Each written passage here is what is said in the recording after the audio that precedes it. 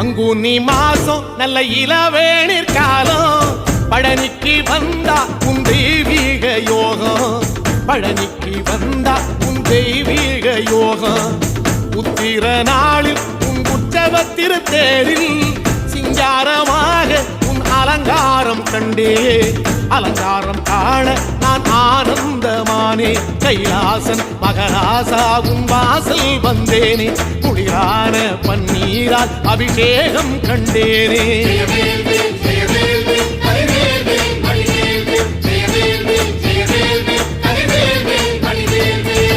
தென்பழனி தேடி உன் தென்பழனி தேடி